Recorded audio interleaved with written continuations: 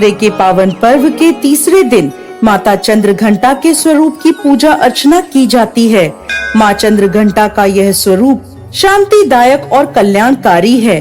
मस्तक पर घंटे के आकार का चंद्र धारण किए, 9 भुजाओं में त्रिशूल, गदा, धनुष, तलवार, कमान, बाण और एक कमंडल धारण किए हुए और 10वें हाथ से भक्तों को आशीर्वाद देते हुए माता चंद्रघंटा सिंह पर सवार होती हैं। आदि शक्ति माँ भवानी अपने भक्तों के शत्रुओं के प्रति भयानक होती हैं। सती द्वारा स्वयं को पिता के यज्ञ में भस्म करने के बाद भगवान शिव शंकर सांसारिक मामलों से अलग हो गए थे और गहरे ध्यान लगाने और तपस्या करने के लिए पहाड़ों में जाकर बस गए थे। लेकिन सती के पुनर्जन्म में पार्वती द्वारा भगवान शिव को पाने के संकल्प को देखने के बाद भगवान शिव विवाह के लिए सहमत हो गए। विवाह के दिन भोलेनाथ एक विचित्र रूप में जुलूस के साथ राजा हिमालय के महल में पहुँचे। उनका पूरा शरीर राख से लिपटा हुआ था। उनकी बारात में भूत, सन्यासी, साधुगण और अघोरी शामिल थे। भगवान शिव और उनके विचित्र विवाह के ऐसे भयानक जुलूस को देखकर पार्वती जी की माँ और अन्य रिश्तेदार भयभीत हो गए थे। अपने परिवार और भगवान भोलेनाथ को शर्मिंदगी से बचाने के लिए माँ पार्वती ने खुद को एक भयानक रूप में बदल लिया और वह रूप है चंद्रघंटा माता का। इस रूप में उनका रंग सुनहरा था और उनकी 10 भुजाएं थीं। चंद्रघंटा के रूप में माँ पार्वती ने शिव भगवान से प्रार्थना की कि वह एक सुंदर राजकुमार का रूप धारण करें और अपनी शादी के जुलूस को भी बदल दें। इस प्रकार भगवान शिव सुंदर राजकुमार का रूप लेकर और उन्होंने अपने विवाह के जुलूस को भी बदल दिया। इसके बाद माता पार्वती का भोलेनाथ से बड़े ही धूमधाम के साथ विवाह हुआ। शिव विवाह के दिन को हर साल महाशिवरात्रि के रूप में मनाया जाता है। माता चंद्रघंटा की कृपा से भक्तों के सभी पाप, संकट और शारीरिक तथा मानसिक कष्ट दूर हो जाते हैं। शेर पे सवार होकर माँ चंद्रघंटा अपने भक्तों को उदारता का अनुभव कराती हैं। जो भक्त सच्चे मन से माता चंद्रघंटा की पूजा अर्चना करते हैं, वो अपने चारों ओर दिव्य वैभव की आभा का अनुभव करते हैं। माँ चंद्रघंटा दुष्टों का विनाश करने के लिए तैयार रहती हैं। अपने भक्तों के लिए वह हमेशा दयालु माँ के रूप में प्रकट होती हैं। माँ चंद्रघंटा की पूजा अर्चना करने से भक्तों को मणिपुर चक्र अर्थात नाभि चक्र से जागृत होने वाली शक्तियाँ प्राप्त होती हैं तथा सांसारिक कष्टों से मुक्ति मिलती है।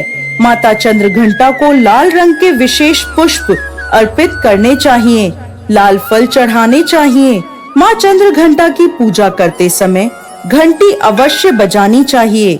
माता को दूध या दूध से बनी चीजों का भोग अर्पित करना चाहिए। मखाने की खीर के भोग से माँ अति प्रसन्न होती हैं। नवरात्रि के चौथे दिन माँ कुष्मांडा की पूजा आराधना की जाती है। माता कुष्मांडा की 8 भुजाएं हैं। माता के 7 हाथों में कमंडल, धनुष, बाण, कमल पुष्प, अमृत कलश, चक्र और गदा है। वहीं माता के 8वें हाथ में सभी निधियां और सिद्धियां देने वाली रुद्राक्ष की माला है। कुष्मांडा माँ शेर की सवारी करती हैं, जो भक्तों को निर्भयता का आभास कराता है। माँ कुष्मांडा की पूजा करने से सभी प्रकार के सुखों की प्राप्ति होती है। कुष्मांडा का अर्थ है ऊर्जा का एक पवित्र गोला, एक ऐसा गोला जिसने ब्रह्मांड की रचना करी है। जी हाँ दोस्तों, ऐसा कहा जाता है कि जब सृष्टि का अस्तित्व नहीं था और चारों तरफ अंधेरा ही अंधेरा छाया था, तब एक छोटे से ऊर्जा के गोले ने जन्म लिया। वह ऊर्जा का गोला देखते ही देखते चारों ओर प्रकाशित होने लगा। फिर उस गोले ने एक नारी का रूप लिया। वह नारी आदि स्वरूपा, आदि शक्ति माँ कुष्मांडा है। इनका निवास स्थान सूर्य मंडल के भीतरी लोक में है, जहाँ निवास करने की क्षमता और किसी भी देवी देवता में नहीं है। यहाँ निवास करते हुए माता सभी प्राणियों को ऊर्जा प्रदान करती है। सृष्टि की रचना और इसके पालन के लिए माता कुष्मांडा ने सबसे पहले 3 प्राणियों की रचना करी। यह तीनों सर्वोच्च देवियां थीं। माता ने अपनी बाईं आंख से एक आतंककारी रूप बनाया जिसका नाम महाकाली रखा। अपने माथे पर उपस्थित आंख से उन्होंने दूसरा रूप बनाया जिसका नाम उन्होंने महालक्ष्मी रखा। इसके बाद माता ने अपनी दाहिनी आंख से तीसरा रूप बनाया जो बहुत दयालु था जिसका नाम उन्होंने महासरस्वती रखा। माता कुष्मांडा के तेज के द्वारा माँ काली के शरीर से एक नर और एक नारी ने जन्म लिया। नर को भगवान शिव का नाम दिया गया और वही नारी को सरस्वती नाम दिया गया। अब माँ कुष्मांडा की शक्ति और महालक्ष्मी माता के शरीर से एक नर और नारी ने जन्म लिया। नर को ब्रह्मा नाम दिया गया और नारी का नाम लक्ष्मी रखा गया।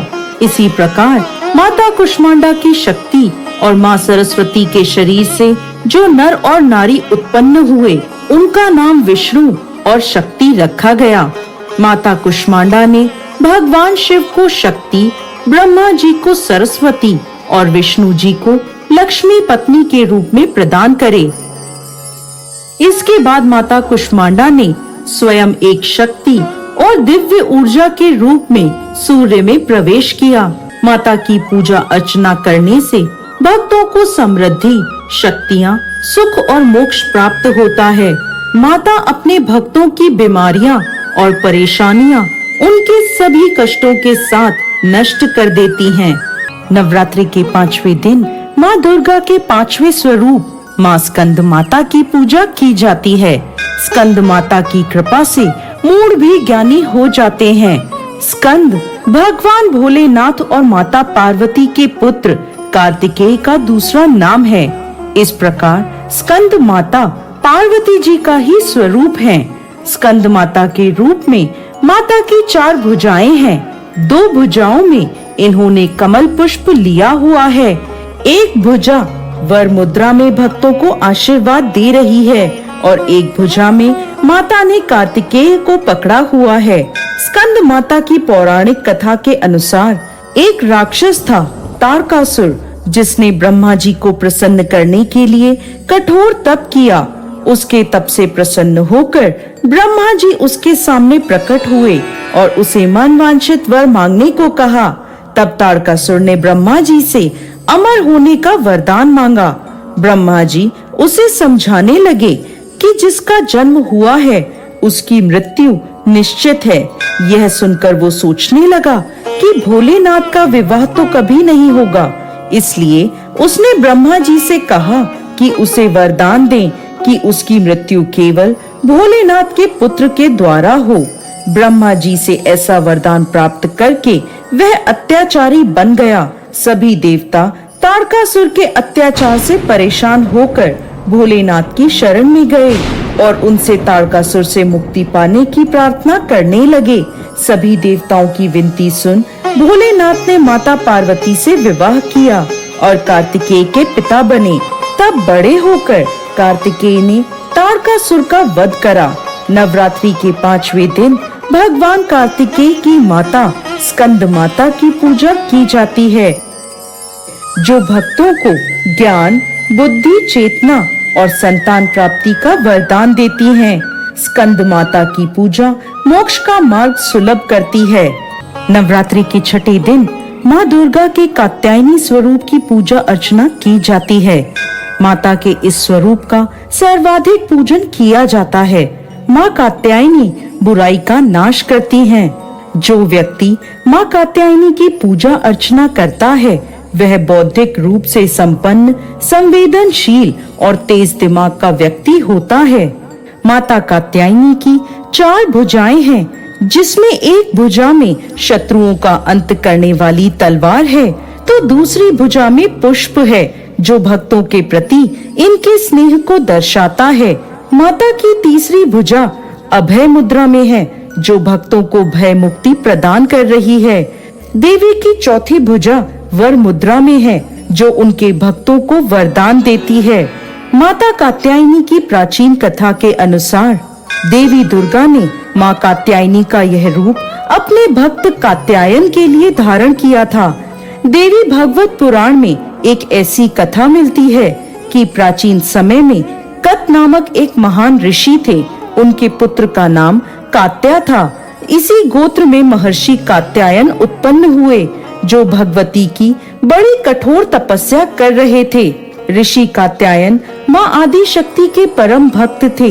इनकी इच्छा थी कि देवी उनके घर पुत्री के रूप में पधारें। इसके लिए ऋषि कात्यायन ने वर्षों तक कठोर तपस्या करी। ऋषि की इस कठोर तपस्या से प्रसन्न होकर देवी ने इनके घर पुत्री स्वरूप में प्रकट होना स्वीकार किया। कुछ समय बाद जब महिषासुर का अत्याचार पृथ्वी पर बढ़ने लगा, ब्रह्मा, विष्णु और महेश ने अपने तेज द्वारा एक देवी को उत्पन्न किया। ऐसा प्रमाणित है कि यह देवी कात्यायनी कहलाई, क्योंकि सर्वप्रथम इनकी पूजा महर्षि कात्यायन ने करी थी। 3 दिनों तक महर्षि कात्यायन द्वारा की गई इस पूजा को देवी ने स्वीकार किया और उनकी पुत्री के रूप में प्रकट हुई और कात्यायनी कहलाई। इसके बाद देवी ने ऋषि कात्यायन से विदा ली और महिषासुर को युद्ध में ललकार कर उसका अंत कर दिया। इसलिए इन्हें महिषासुर मर्दनी भी कहा जाता है। देवी कात्यायनी ब्रजभूमि की अधिष्ठात्री देवी के रूप में जानी जाती हैं।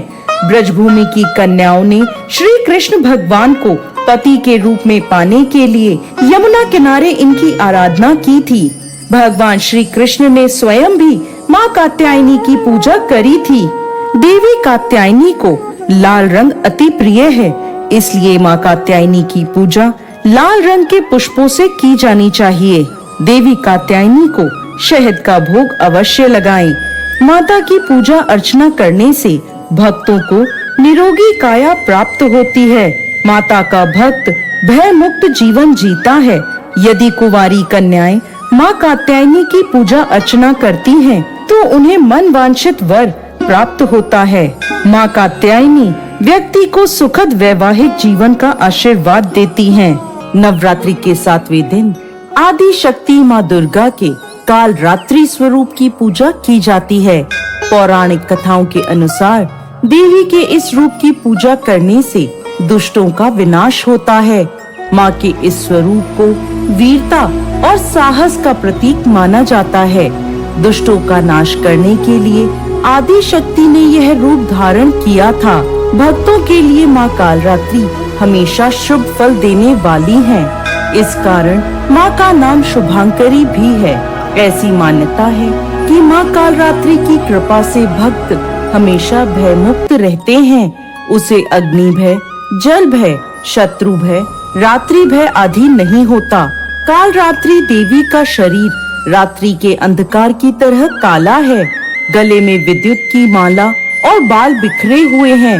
माँ के 4 हाथ हैं, जिनमें से एक हाथ में गंडासा और एक हाथ में वज्र है। इसके अलावा माँ का एक हाथ वर मुद्रा में है और दूसरा अभय मुद्रा में है। इनका वाहन गदभ है। जब दैत्य शुंभ, निशुंभ और रक्त बीज ने तीनों लोकों में हाहाकार मचा रखा था, तब चिंतित होकर सभी देवता भोलेनाथ के पास गए और उनसे रक्षा की प्रार्थना करने लगे। भगवान शिव ने माता पार्वती से राक्षसों का वध कर अपने भक्तों की रक्षा करने को कहा। शिव जी की बात मानकर माता पार्वती ने दुर्गा का रूप धारण किया और शुंभ निशुंभ का वध कर दिया। जब माँ दुर्गा ने दैत्य रक्त बीज को मौत के घाट उतारा, तो उसके शरीर से निकले रक्त से लाखों रक्त बीज दैत्य उत्पन्न हो गए। ये देखकर माँ दुर्गा ने अपने तेज से कालरात्रि को उत्पन्न किया। इसके बाद जब माँ दुर्गा ने दैत्य रक्त बीज का वध किया, तब उसके शरीर से निकलने वाले रक्त को माँ कालरात्रि ने जमीन पर गिरने से पहले ही अपने मुख में भर लिया। इस तरह माँ दुर्गा ने रक्त बीज का भी वध कर दिया।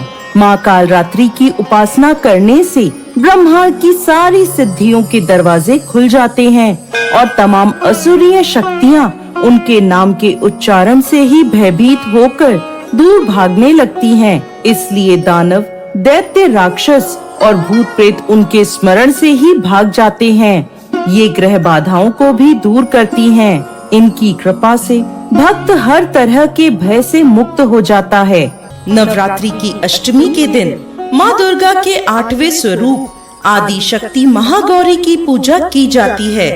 देवी भागवत पुराण में बताया गया है कि भगवान भोलेनाथ के साथ उनकी अर्धांगिनी के रूप में महागौरी सदैव विराजमान रहती हैं। महागौरी का वर्ण गौर अर्थात सफेद है और इनके वस्त्र व आभूषण भी सफेद रंग के हैं। माँ का वाहन वृषभ अर्थात बैल है, जो भगवान शिव का भी वाहन है। माँ का दाहिना हाथ अभय मुद्रा में है और नीचे वाले हाथ में दुर्गा शक्ति का प्रतीक त्रिशूल है। महागौरी के ऊपर वाले हाथ में भोलेनाथ का प्रतीक डमरू है। डमरू धारण करने के कारण माँ को शिवा के नाम से भी जाना जाता है। माँ का नीचे वाला हाथ अपने भक्तों को अभय देता हुआ वर मुद्रा में है और माता शांत मुद्रा में दृष्टिगत हैं। पौराणिक कथा के अनुसार पर्वतराज हिमालय के घर जन्म लेने के बाद माँ पार्वती ने पति रूप में भोलेनाथ को प्राप्त करने के लिए कठोर तप करा। तपस्या करते समय माता हजारों वर्षों तक निराहार रही, जिसके कारण माता का शरीर काला पड़ गया। वहीं माता की कठोर तपस्या से प्रसन्न होकर भोलेनाथ ने माता पार्वती को पत्नी के स्वरूप में स्वीकार किया और माता के शरीर को गंगा के पवित्र जल से धोकर अत्यंत कांतिमय बना दिया। गंगा में स्नान करने से माता का स्वरूप गौर वर्ण हो गया, जिसके बाद माता पार्वती के इस स्वरूप को महागौरी कहा गया। आपको बता दें, माता पार्वती ही देवी भगवती का स्वरूप है।